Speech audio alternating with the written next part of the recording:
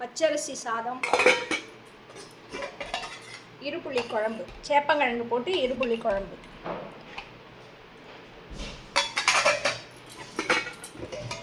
ரசம், தக்காளியை அரைச்சி ரசம், குடமிளகா பருப்பூசலி. பார்த்தீங்களா, பச்சை கலர் மாறவே இல்லை. கீரை, மசிச்ச கீரை, இதெல்லாம் இன்றைக்கி சமையல் பண்ணியிருக்கேன். இதெல்லாம் எப்படி பண்ணுறதுங்கிறத காமிக்கிறேன். Hi friends, good morning. எப்படி இருக்கீங்க எல்லோரும்? நான் நல்லா இருக்கேன். வெளியில் கொத்தமல்லி வந்தது. சரி, கொத்தமல்லி எல்லாத்தையும் க்ளீன் பண்ணி ஒரு நாளைக்கு தொகையில் அரைச்சிடலாம் அப்படின்னு சொல்லிட்டு கீரையும் வந்தது. கீரையும் ஆஞ்சிட்டு கீரை மசியல் மாதிரி பண்ணிடலாம். பச்சை கீரைன்னு சொல்லுவோம் நம்ம. கச்சிட்டியில் போட்டுட்டு இது எல்லாத்தையும் ஆஞ்சி கொஞ்சோண்டு ஜலம் விட்டு ஜீரகம் மஞ்சள் பொடி போட்டுட்டு அது கொதிச்ச உடனே இந்த கீரையை நறுக்கினதை போட்டு அப்படியே நல்லா மசிக்க வேண்டியதான். மசிச்சுட்டு அதில் வந்து கொஞ்சம் மசிஞ்சதுக்கப்புறமா வந்து உப்பு போட்டு நல்லா மசிச்சுட்டு தேங்காய் எண்ணெயில் வந்து கடுகும் உளுத்தம்பருப்பு காஞ்ச மிளகாயை தாளிச்சுக்கிட்டு கொஞ்சம் பெருங்காயம் தாளிச்சு கொட்டோம்னா அவ்வளோதான். ரொம்ப ஈஸியாக இருக்கும், டேஸ்ட்டாகவும் இருக்கும். அன்னைக்கு பீஷ்மாஷ்டமி. பீஷ்மரை எல்லாருக்கும் தெரியும். என்ன பீஷ்மாஷ்டமி அப்படின்னா, பீஷ்மர் வந்து அம்பு படிக்கையில் இருந்தார். அப்போ உயிர் விட்ட நேரத்தை தான் வந்து என்னைக்கு விட்டாருன்னு, உயிர் என்னைக்கு விட்டாரோ அன்றைக்கி பீஷ்மாஷ்டமின்னு பேர். அன்றைக்கி வந்து அவருக்கு தர்ப்பணம் பண்ணால் ரொம்ப விசேஷம். ஏன்னா அவருக்கு கல்யாணம் பண்ணிக்கல, குழந்தைகள் கிடையாது. அதனால தர்ப்பணம் பண்ணுங்க எல்லாரும். தர்ப்பணம் பண்ணுற வழக்கம் இருக்கிறவா எல்லாரும் தர்ப்பணம் பண்ணுங்க. ரொம்ப ரொம்ப விசேஷம் இன்னைக்கு பண்ணினேன். அது கீரையை வந்து நறுக்கிட்டு இருக்கேன். அதுக்கு முன்னால் வந்து நீங்கள் கச்சிட்டி, இது பேர் தான் கச்சிட்டி, கல் சட்டின்னு சொல்லுவோம். அது நம்ம கச்சிட்டின்னு பேச்சு வழக்கில் சொல்கிறது. கல் சட்டியில் வந்து தண்ணி விட்டுருக்கேன். தண்ணி விட்டுட்டு அதில் கொஞ்சம் மஞ்சள் பொடி போட்டுருங்க.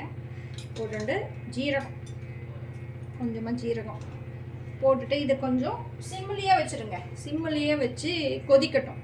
கொதிச்சதுக்கப்புறமா இதில் கொஞ்சம் இந்த இது போடும்போது கொஞ்சம் பெருங்காயம் கொடுக்கணுங்க. வாசனையாக இருக்கும் இது கொஞ்சம் போடும்போது. நான் தாளிச்சும் நீங்கள் கொட்டும் போது இந்த பெருங்காயத்தையும் போட்டுக்கலாம். இப்பையும் போட்டுட்டு நல்லா அதை கொதிக்க விட்டுருங்க. நம்ம கீரையை இது மாதிரி நறுக்கி பொடிசாக நறுக்கிக்கோங்க. அப்போ தான் பொடிசாக நறுக்கினீங்கன்னா உங்களுக்கு ஈஸியாக மசிஞ்சிரும். இல்லைன்னா கொஞ்சம் பெருசாக இருந்தால் மசிக்கிறது இது கஷ்டமாக இருக்கும் உங்களுக்கு. இதை மாதிரி நல்லா கொதிக்கணும். இது மாதிரி நம்ம நல்லா கொதிக்க வந்துடுதுன்னா இதுக்கப்புறம் இந்த பொடிசாக நறுக்கி வச்ச கீரையை நல்லா நறுக்கி வச்சுட்டேன். கீரையை வந்து நறுக்கி நல்லா அலம்பிடுங்க. ஏன்னா நிறைய மண் இருக்குது. ஏன்னா எங்கே இல்லாமோ வருது. ஸோ நிறைய மண் இருக்குது. அதனால நல்லா 2-3 தடவை, எவ்வளோ தடவை அலம்பினாலும் உங்களுக்கு நல்லது தான். நல்லா கொஞ்சம் நல்லா அலம்பிடுங்க. இது கொஞ்ச நேரத்தில் இது இவ்வளோ இருந்தாலுமே கொஞ்ச நேரத்தில் அப்படியே வெந்தோடனே உள்ளே போயிடும். ஒன்றுமே இருக்காது, தூண்டாக போயிடும் அது. அதனால் நீங்கள் அதை ஃபுல்லாகவே போட்டுக்கலாம், ஒன்றும் பிரச்சனை இல்லை. கொஞ்சம் இதாகட்டும். வெந்த உடனே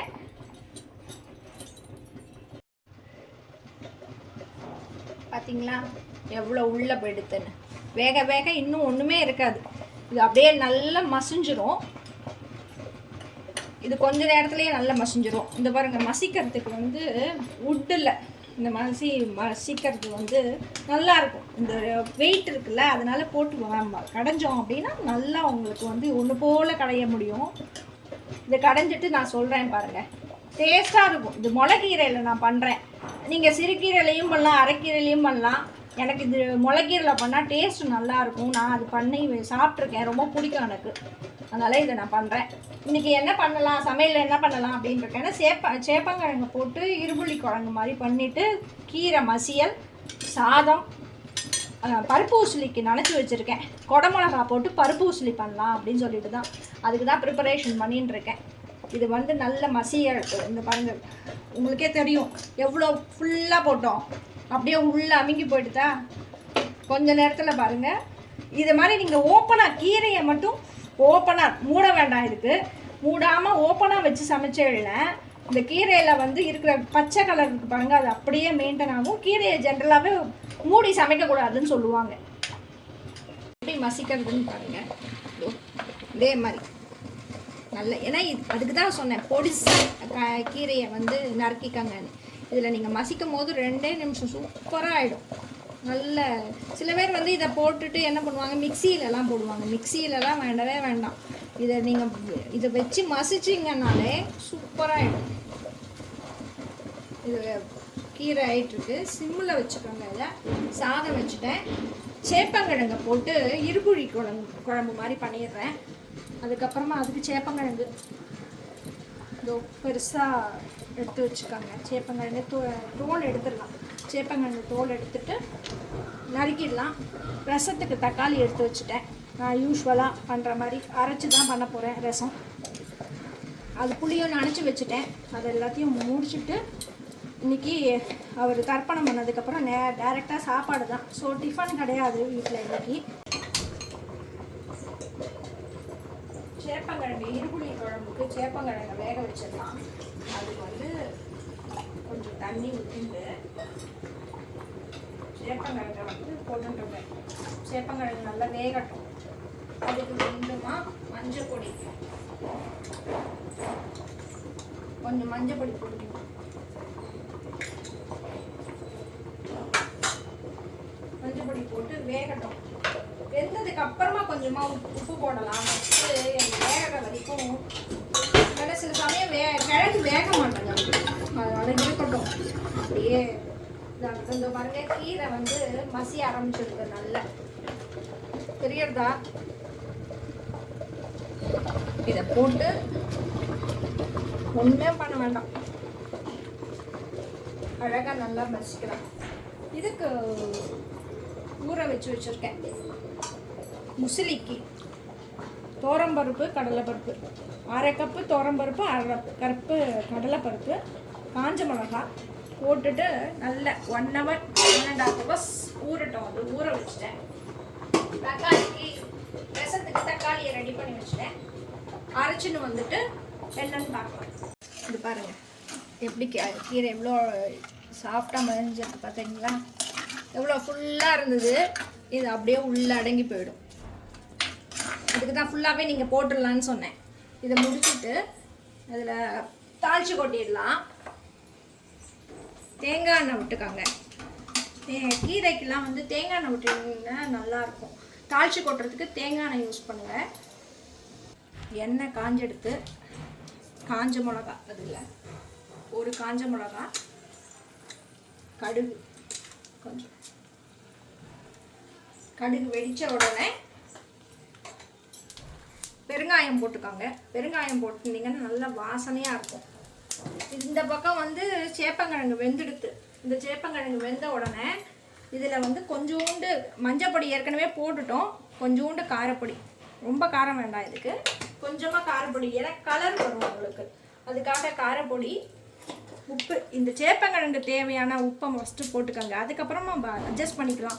என்ன தேவை இருந்தால் போட்டுக்கலாம். இல்லைன்னா ஓகே இதே கரெக்டாகிடுனா வேண்டாம், போட்டுக்க வேண்டாம். இந்த கீரைக்கு வந்து நான் உப்பு போட்டுட்டேன். உப்பு போட்டு மசிச்சு வச்சுட்டேன். இந்த இதை ஆன உடனே தாளிச்சு கொட்டி இறக்க வேண்டிதான். கீரை முடிஞ்சுது. வேணும்னா 2 கருவேப்பிலை கூட போட்டுக்கலாம் வாசனைக்கு. பெருங்காயம் போட்டுட்டோம் ஆல்ரெடி.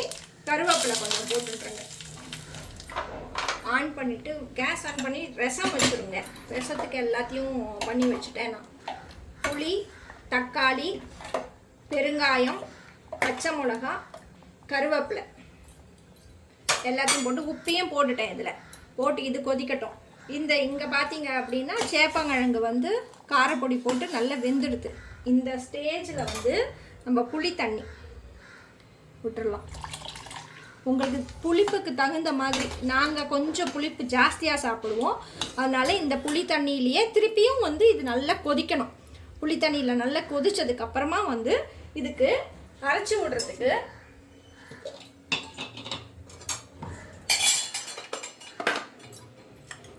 தேங்காய். இதில் தேங்காய் வந்து நான் நறுக்கி வச்சுருக்கேன். இதில் வந்து ஒரு 3/4 கப்பு இருக்குது தேங்காய். 3/4 கப்பு தேங்காய், பச்சை மிளகா, காரத்துக்கு தகுந்த மாதிரி பச்சை மிளகா.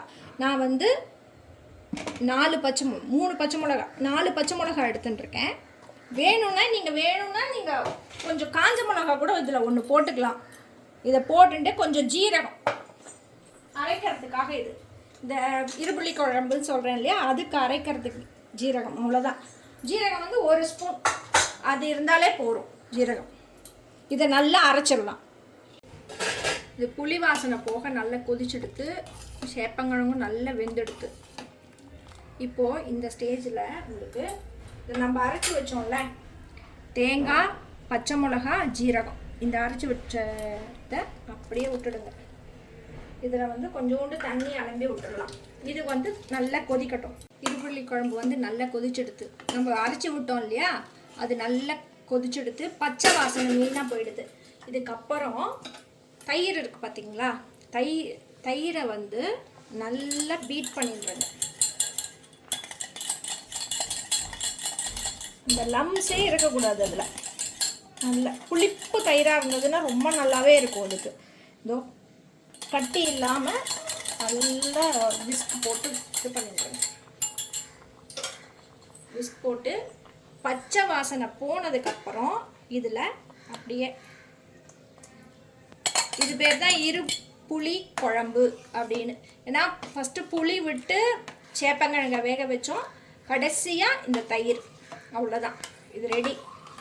இந்த இருப்புளி குழம்பும் வந்து கொதிச்சிட்ருக்கு, கொதிக்கட்டும். இது ரசம் பண்ணிட்டேன், ரசம் பண்ணியாச்சு. தாளித்து கொட்டுறதுக்கு வந்து நெய்யில், ரசத்துக்கு வந்து நெய்யில் தாளித்து கொட்டிடலாம். இருப்புளி குழம்புக்கு வந்து தேங்காய் எண்ணெயிலையும், இதுக்கும் தேங்காய் எண்ணெயில் தான் தாளித்து கொட்டணும். உசிலிக்கு ரெடி பண்ணி வச்சுட்டேன். பரபரன்னு அரைச்சிக்கோங்க. கடுகு, காஞ்ச மிளகா, கருவேப்பிலை தாளிச்சு கொட்டியாச்சு. ரசத்துக்கு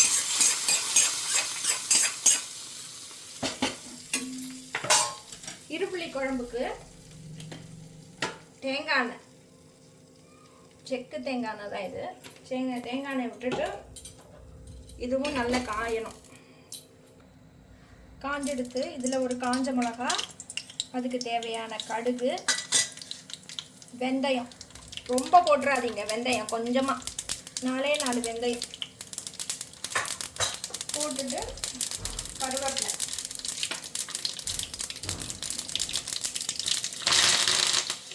கொஞ்சோண்டு பெருங்காயம், அவ்வளோதான். இதுக்கு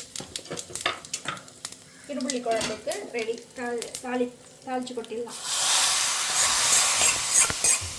இது வந்து நல்லெண்ணெயும் யூஸ் பண்ணலாம், கடலை எண்ணெயும் யூஸ் பண்ணலாம். நான் இன்றைக்கி கடலை எண்ணெய் யூஸ் பண்ணுறேன். ஏன்னா இந்த உசிலியை வந்து கொஞ்சமாக இருக்கிறதுனால அப்படியே டைரெக்டாக வந்து இதை எண்ணெயில் போட்டு அப்படியே வதக்க போகிறேன். நிறைய நீங்கள் பண்ணீங்க அப்படின்னா இட்லி தட்டில் வச்சுக்கோங்க. இட்லி தட்டில் நம்ம இட்லி வாக்கிறதுக்கு பண்ணுவோம்ல, அது மாதிரி வச்சு அதில் குழி போட்டு வேக வச்சு எடுத்து உதிர்த்து அதுக்கப்புறம் வதக்கணும். இது நான் கொஞ்சமாக பண்ணுறதுனால டைரெக்டாக அப்படியே எண்ணெயை விட்டு அப்படியே வதக்க போகிறேன். அதனால் கொஞ்சம் எண்ணெய் ஜாஸ்தியாக தேவைப்படும். இதுவும் நல்லாயிருக்கும், டேஸ்ட் வந்து மாறவே மாறாது. இது எண்ணெய் காஞ்சதுக்கு அப்புறமா நீங்கள் இதுலேயே கடுகு, உளுத்தம்பருப்பு, கருவேப்பிலை இதை போட்டுட்டு இதையும் அரைச்சி வச்சதையும் போட்டுட்டு நல்லா வதக்க வேண்டியதான். கைவிடாமல் நீங்கள் வதக்கினால அப்படி அப்படியே உதிராக வந்துடும். உதிராக வரும்போது காமிக்கிறேன். எண்ணெய் காஞ்செடுத்து இதில் கடுகு போட்டுக்கலாம். கடுகு நல்லா வெடிக்க உடனே கொஞ்சோண்டு உளுத்தம்பருப்பு, எல்லாமே டேஸ்ட்டுக்கு தான். இதில் கருவேப்பிலை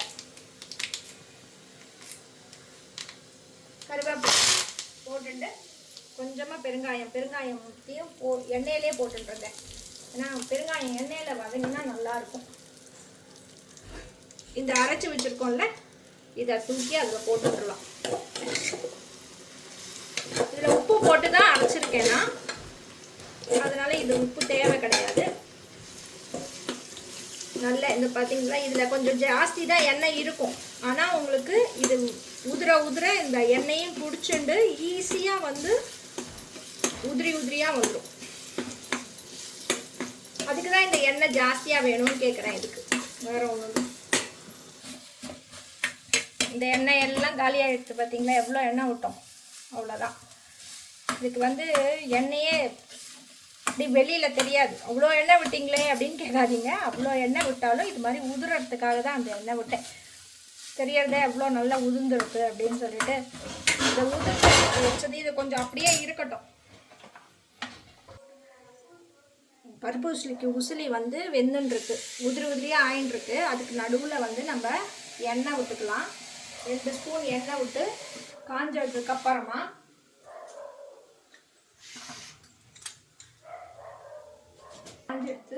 காஞ்சதுக்கப்புறமா இதுலேயும் கொஞ்சோண்டு கடுகு, ரொம்ப வேண்டாம், ஏற்கனவே நம்ம வந்து உசிலியில் போட்டிருக்கோம் கடுகு, அதனால ரொம்ப கடுகு வேண்டாம்.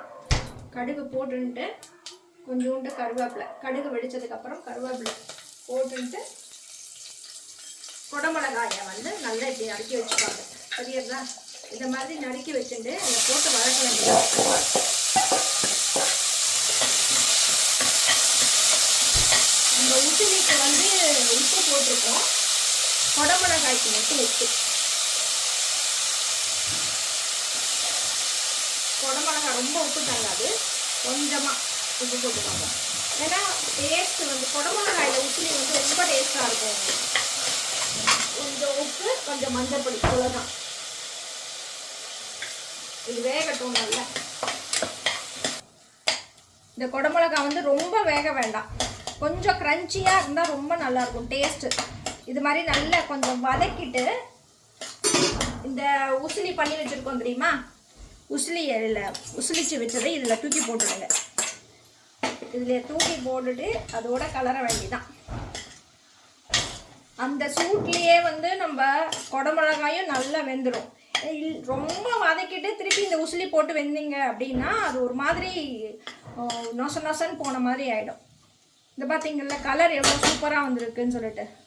அவ்வளோதான். நம்ம கொஞ்சம் எண்ணெய், கொஞ்சம் ஜாஸ்தி எண்ணெய் மட்டும் இதுக்கு தேவைப்படுமே தவிர மற்றபடி டேஸ்ட்டு வந்து சூப்பராக இருக்கும். இதில் நீங்களும் டேஸ்ட் பண்ணி பாருங்கள், எப்படி இருக்குன்னு எனக்கு கமெண்ட் பண்ணுங்கள். பிடிச்சிருந்ததுன்னா லைக் பண்ணுங்கள், சப்ஸ்கிரைப் பண்ணுங்கள், ஷேர் பண்ணுங்கள். மறக்காமல் உங்கள் ஃப்ரெண்ட்ஸு கூட ஷேர் பண்ணுங்கள். உங்கள் ஃபீட்பேக் எனக்கு ரொம்ப முக்கியம். தேங்க்யூ, பாய்.